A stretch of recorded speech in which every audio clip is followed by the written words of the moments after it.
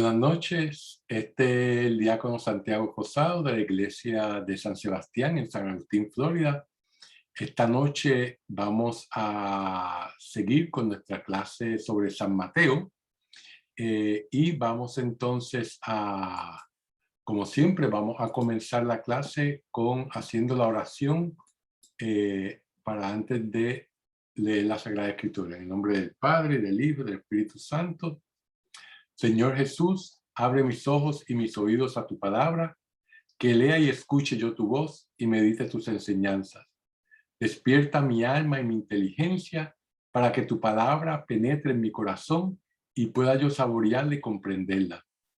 Dame una gran fe en ti para que tus palabras sean para mí otras tantas luces que me guíen hacia ti por los caminos de la justicia y de la verdad.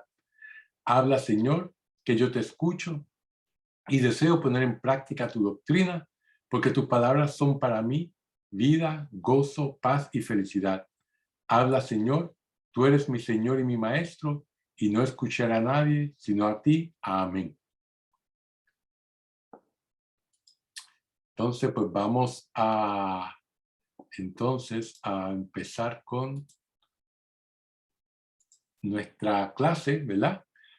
Hoy vamos entonces, fíjense, antes de empezar con la clase de esta noche, se acordarán que terminamos la sección anterior hablando de las 4 mujeres que se nombran en la genealogía de Jesucristo. Y habíamos dicho que la Virgen María había sido la mujer que había traído al mundo a su hijo de la manera más irregular, ¿verdad? Y con eso en nuestra mente, entonces vamos a continuar con el capítulo 1, versículo 18. En este versículo, San Mateo toma un punto de vista único en cuanto al nacimiento de Jesús, ¿verdad? En esta sección. Este es completamente diferente al del Evangelio de San Lucas. Como saben, solamente el Evangelio de San Lucas y el Evangelio de Mateo hablan sobre el nacimiento y la niñez de Jesús. San Mateo, como escriba profesional, solamente está interesado en darnos los hechos. Por eso nos dice en el versículo 18, dice, el origen de Jesucristo fue de esta manera, ¿verdad? Fijémonos que aquí él dice Jesucristo, no dijo Jesús el niño, ni el hombre llamado Jesús. Él lo llama el Mesías, ¿verdad? Decimos el Mesías porque Cristo significa el ungido o el Mesías, ¿verdad? Por lo tanto, Jesús el ungido, Jesús el Mesías, por lo tanto lo llama el Mesías. Y luego continúa en ese mismo versículo diciendo, su madre María estaba desposada con José. Y antes de empezar a estar juntos, se encontró encinta por obra del Espíritu Santo, ¿verdad? Como vemos, esta es la manera más extraordinaria de dar a luz a un niño. Mateo nos dice que María estaba desposada con José, pero no estaban viviendo juntos. En el antiguo Israel, esta era la manera tradicional como se celebraba un matrimonio. La pareja hacía los votos matrimoniales públicamente y desde ese momento se llamaban marido y mujer. Sin embargo, a ellos no les estaba permitido vivir juntos por otros 12 meses.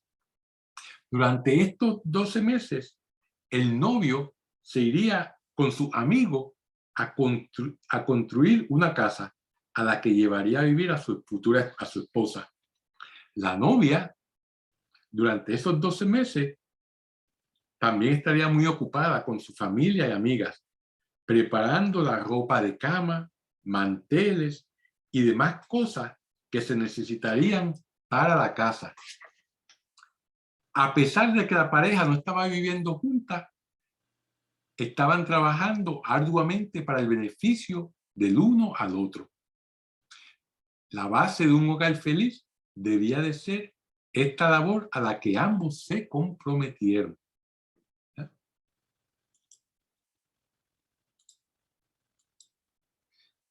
La ley era clara.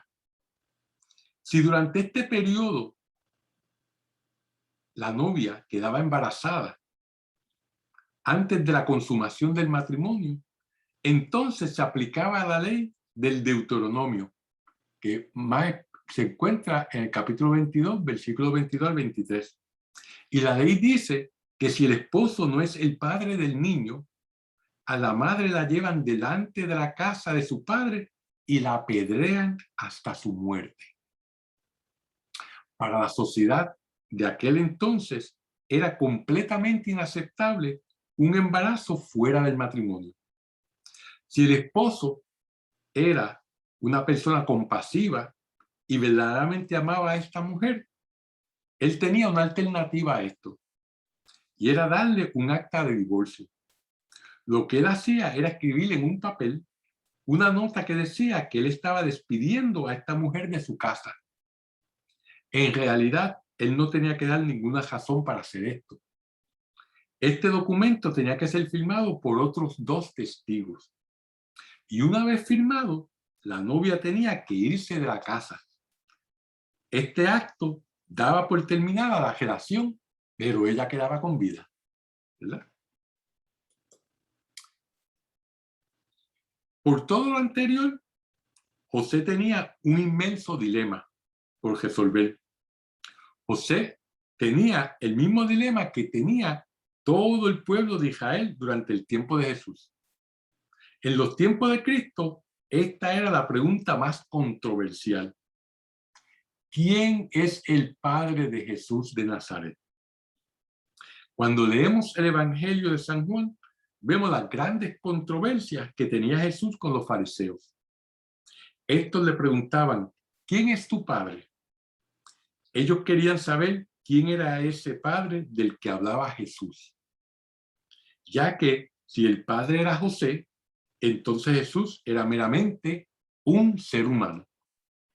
Si el padre no era José, entonces esa pregunta era todavía más crucial. ¿Quién es él?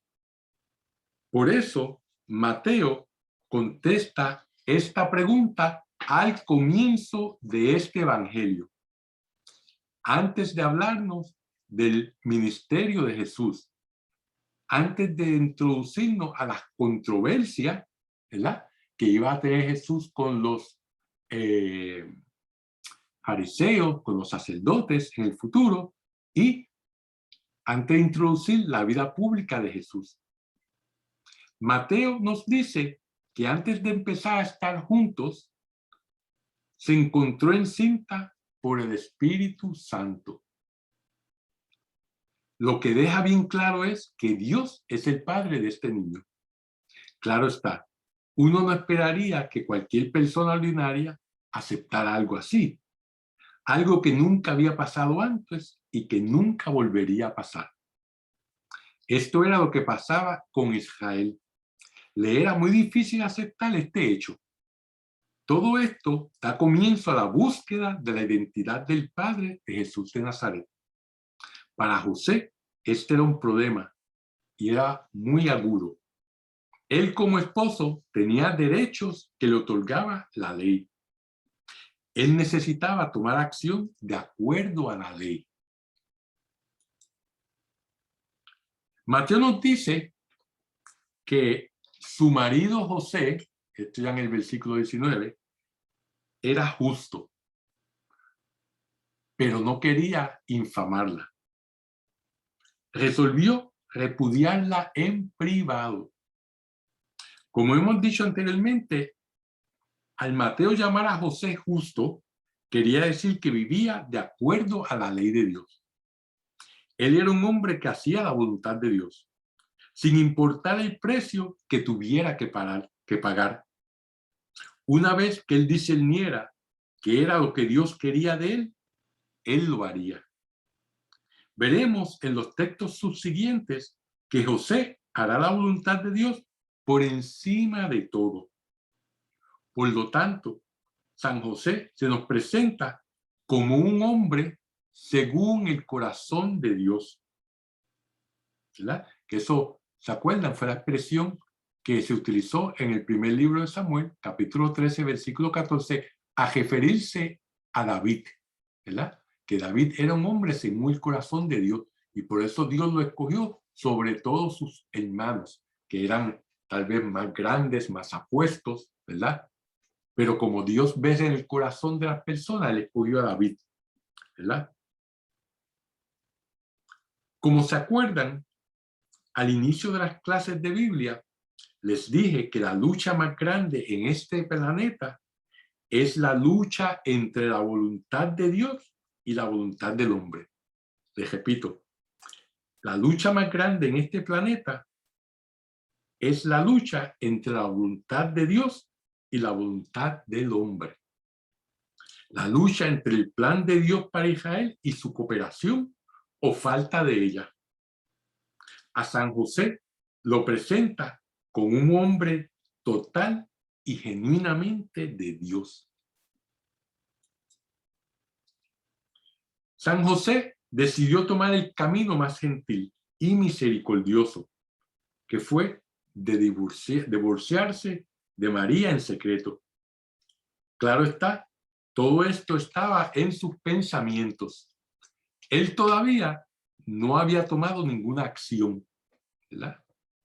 Este era el trauma por el que él estaba pasando en su interior. San José estaba en un momento de crisis.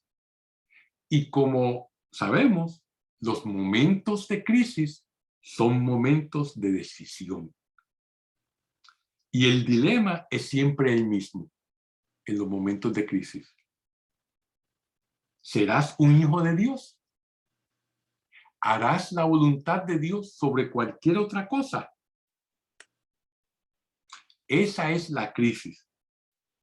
Y San José pasa la prueba porque él no duda de la santidad de María. Él sabe quién es María. Él hará la voluntad de Dios sobre todas las cosas. Por esto sabemos que en la Biblia él es uno de los personajes más importantes, debido al hecho de que los pasajes sobre San José son tan pocos. Muchas veces no le damos la importancia que tiene y se merece. En el versículo 20 se nos dice, así lo tenía planeado. Por lo tanto, él había hecho su decisión, que era hacer la voluntad de Dios sin importar las consecuencias. Esto iba a ser extremadamente doloroso para María. Este era el momento en donde José ha hecho la decisión correcta.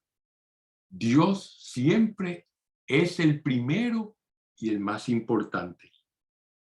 Él es el alfa y el omega. Él es el principio y el fin. No es sino hasta que él, o sea, José, tomó esta decisión que tuvo una anunciación divina solamente para él. La expresión que Mateo usa, el ángel del Señor, es exactamente la misma que se encuentra en el libro del Génesis.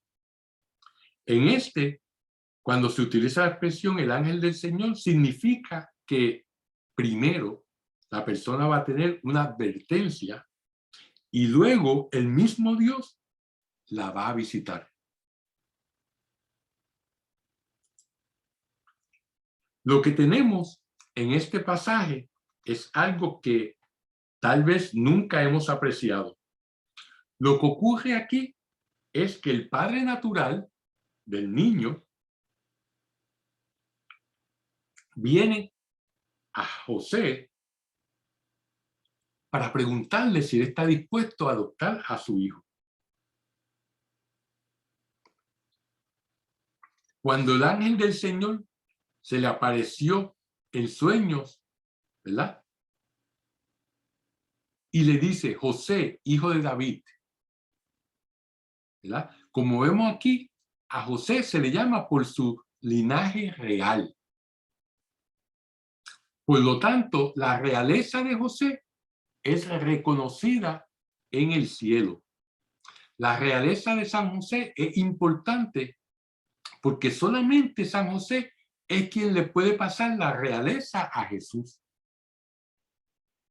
Por definición, Jesús es Rey de Reyes y Señor de Señores, porque Él es el Hijo de Dios, ¿verdad? Humanamente, San José es quien le pasa la realeza a Jesús. Entonces, el ángel del Señor le dice a José, no temas tomar a María tu mujer, porque lo engendrado en ella, fíjense, esta expresión, lo engendrado en ella, es una expresión muy importante. El ángel no dice el niño en su seno. El ángel no dice el feto. El ángel no dice el fruto de tu vientre. Lo que le dice es el misterio en su vientre. Porque el niño en su vientre es el misterio que Israel tenía que resolver. Porque lo engendrado en ella es del Espíritu Santo. En otras palabras, el origen de este niño es el mismo Dios.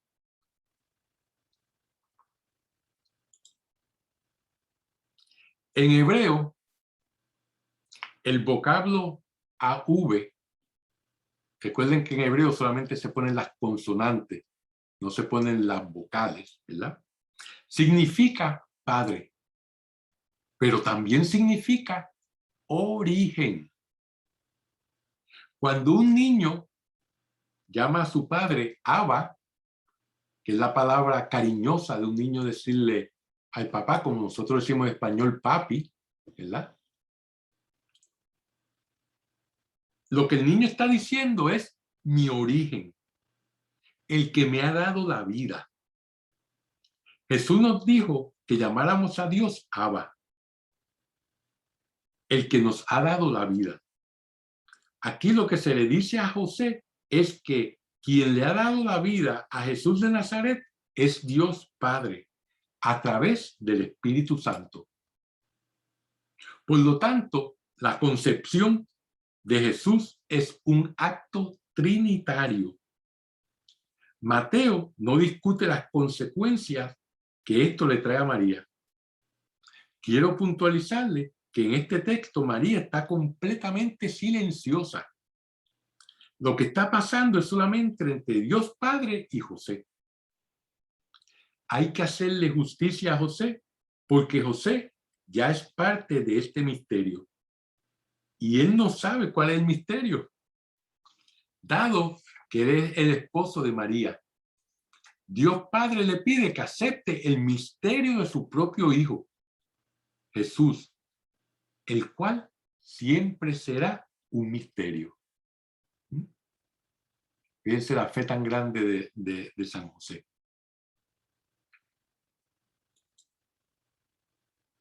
Ahora, el ángel le dijo a José, ella dará a luz un hijo y le pondrás por nombre Jesús. Eso lo encontramos en el versículo 21. Quiero que ustedes noten la separación entre las dos personas. Ella dará a luz y tú le pondrás su nombre.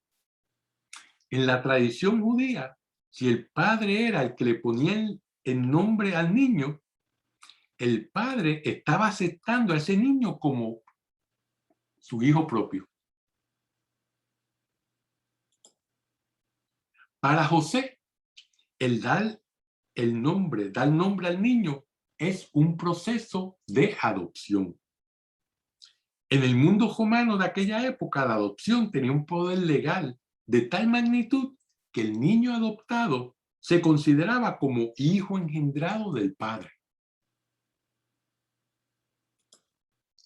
Ante los ojos de la ley, Jesús es de hecho el hijo de José.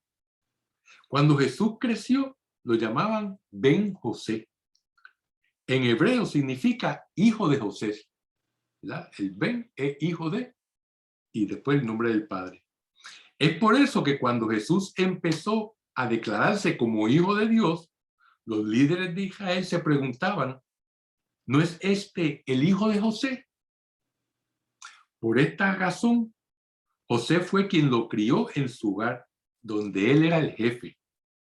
José es el maestro. José es quien introdujo al niño Jesús a su identidad y nacionalidad judías. José fue quien lo presentó a su gente y a su tribu. José fue el que llevaba a Jesús a la sinagoga, ya que María no podía hacer eso. Las mujeres no hacían eso, ¿verdad? Y además, el padre era el que estaba encargado de hacer eso. Por lo tanto, nosotros no apreciamos completamente el papel de José como maestro y guía de Jesús. Nosotros pensamos como gentiles y casi hemos convertido el cristianismo en una cristiandad solamente de la madre y del hijo. No hemos permitido que se vea el misterio y la gracia de San José. Debido a esto, nos hemos empobrecido como cristianos.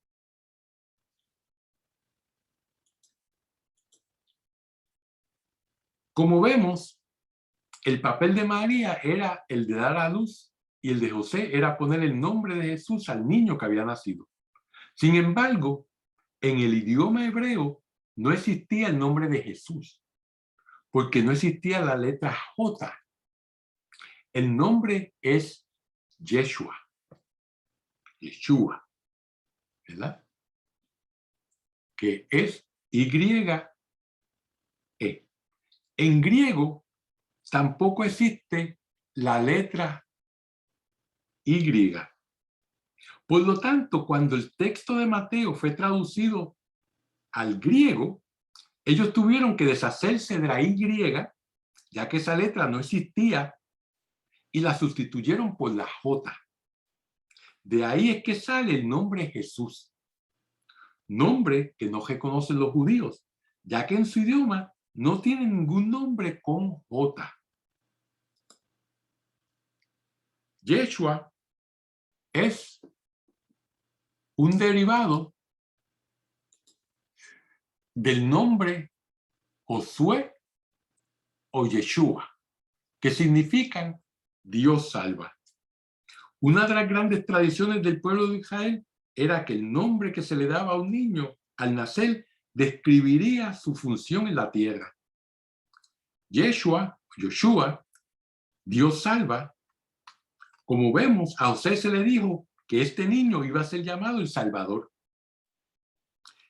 El ángel del Señor le explica a José que la razón de este nombre era que ese niño iba a salvar a su pueblo de sus pecados.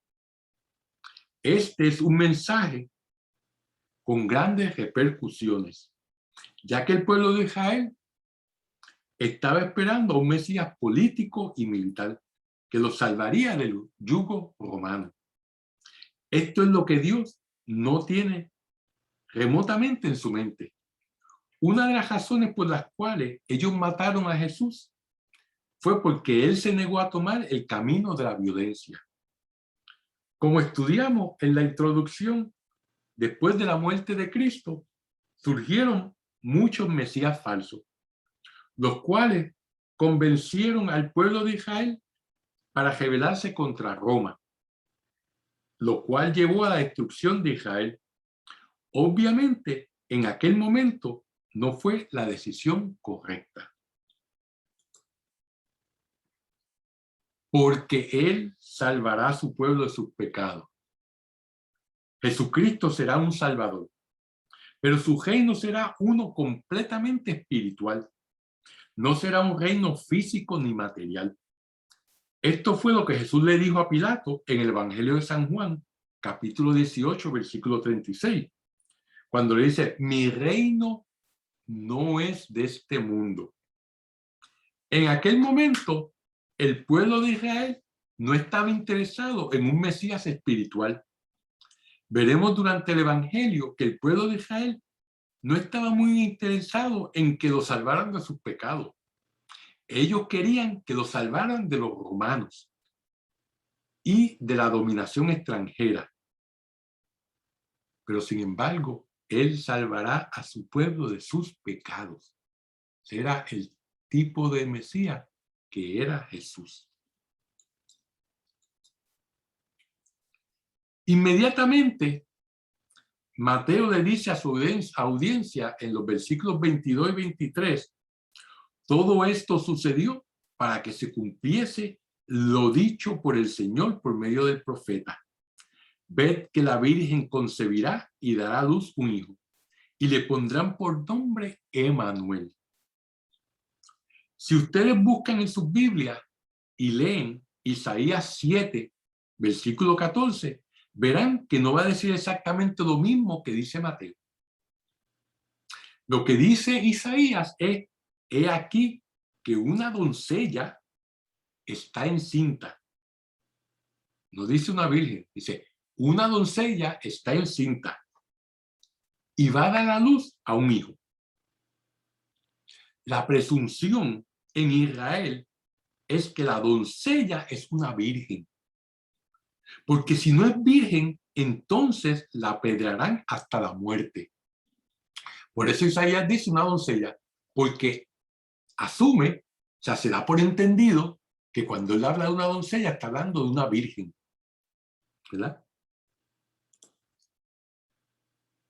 Para poder entender esto, lo importante a saber es que todas las citas del Antiguo Testamento se encuentran en el Nuevo Testamento, vienen de la traducción Septuaginta.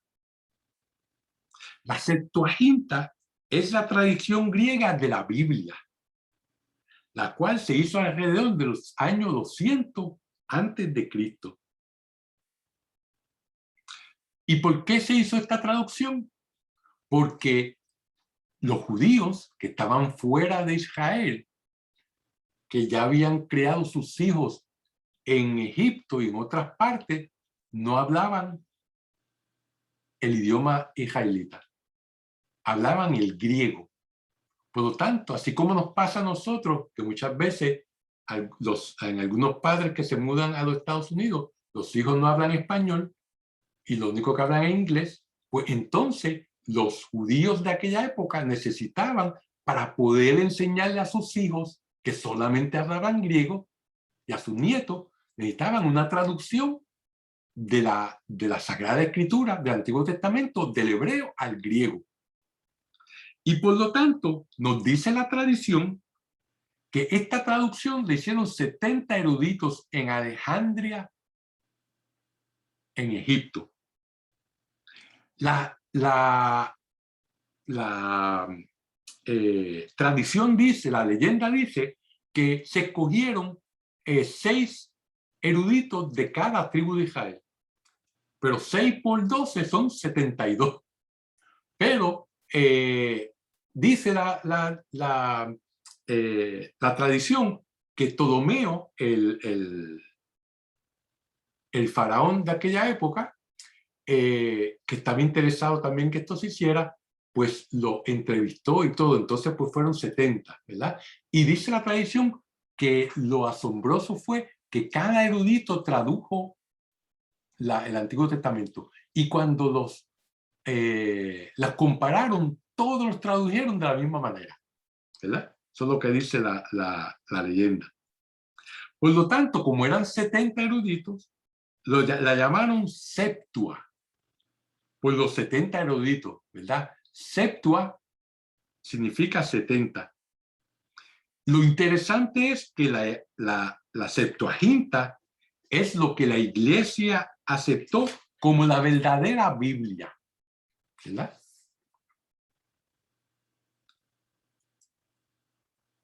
Cuando se lee la Septuaginta, se nota que ha habido desarrollos doctrinales.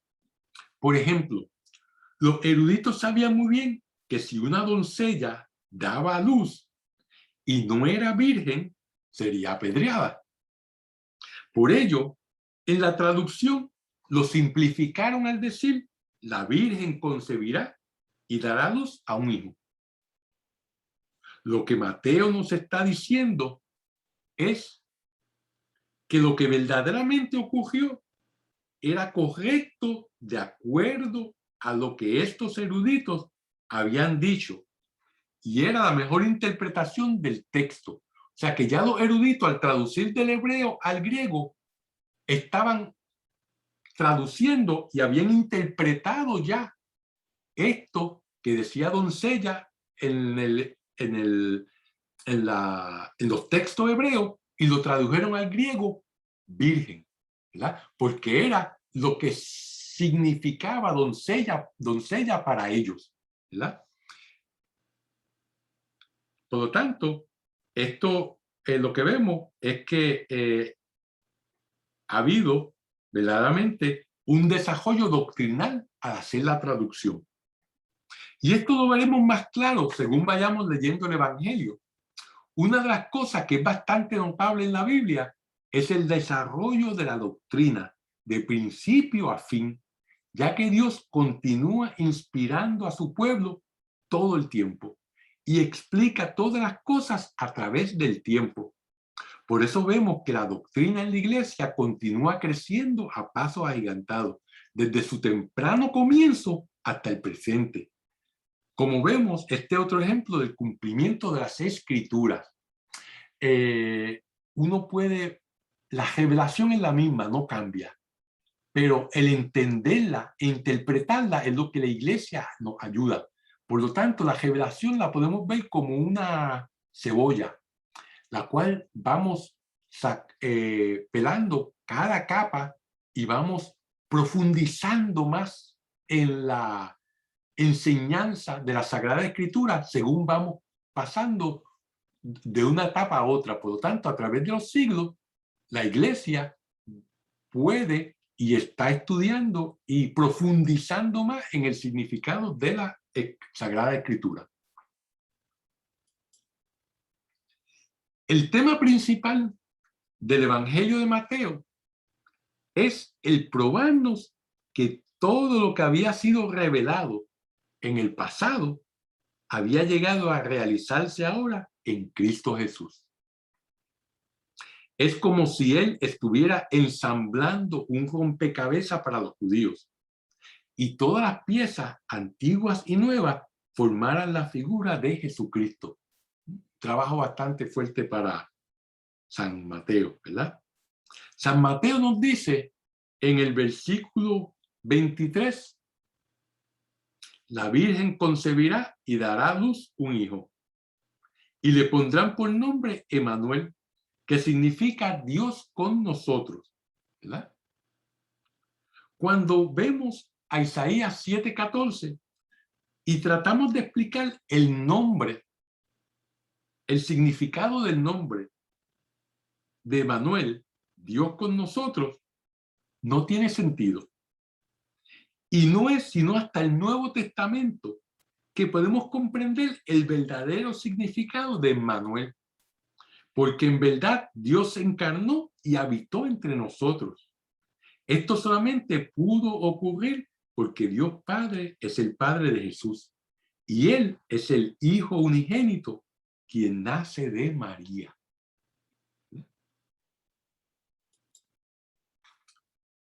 A este misterio es al que José le da el sí a Dios. A José lo describe como un hombre justo, ¿verdad? Mateo, que hace la voluntad de Dios. Por lo tanto, él acepta cuando Dios lo aborda y le pide que sea el padre adoptivo de su hijo. El resultado es: despertado José del sueño, hizo como el ángel del Señor le había mandado y tomó consigo a su mujer. ¿Verdad? Versículo 24. Como vemos, es envidiable la obediencia de José. Él actuó inmediatamente, como claramente vemos en el texto, y tomó consigo a su mujer. actuó sin dilatación alguna. La razón fue porque María estaba embarazada y mientras más tiempo pasaba, más obvio era su estado. De esta manera, antes de que María se encontrara con problemas, José decidió llevársela a su casa. Y de esta manera parecía que él fuera el padre del niño. De esta manera, José tomó totalmente la responsabilidad. Esto prueba que José era un hombre íntegro y desinteresado, ya que no está en la naturaleza del hombre tomar responsabilidad por un niño engendrado por otro hombre. El sí de José a Dios fue una entrega sin reservas. José tomó a su esposa y se la llevó a su casa. Nunca tuvo relaciones sexuales con ella, ni antes ni después del nacimiento de Jesús.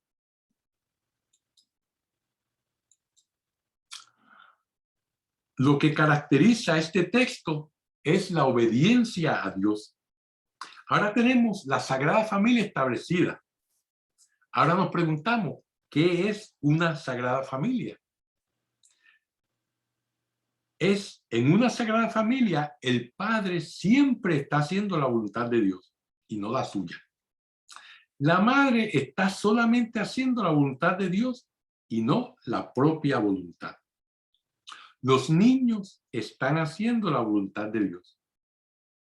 Eso es lo que queremos decir cuando hablamos de una Sagrada Familia. No nos referimos a personas que siguen devociones o que solamente siguen la religión, tanto el día metido en la iglesia. Lo importante es que la voluntad de Dios sea el centro de la familia, ya que lo que define la santidad es la voluntad de Dios. Por lo tanto, al nivel que hagamos la voluntad de Dios, es al nivel de santidad al que llegaremos. Esto es muy importante. Les repito, al nivel que hagamos la voluntad de Dios, es al nivel de santidad que llegaremos. San José nos muestra aquí que él es verdaderamente un gran hombre y un santo. Déjenme dejarlos con este pensamiento. Fue la voluntad de Dios que la Trinidad en el cielo se manifestara en la tierra en una familia. La manifestación de la Trinidad en la tierra es que dos se conviertan en tres. El hombre y la mujer procrean un niño, son tres, ¿verdad?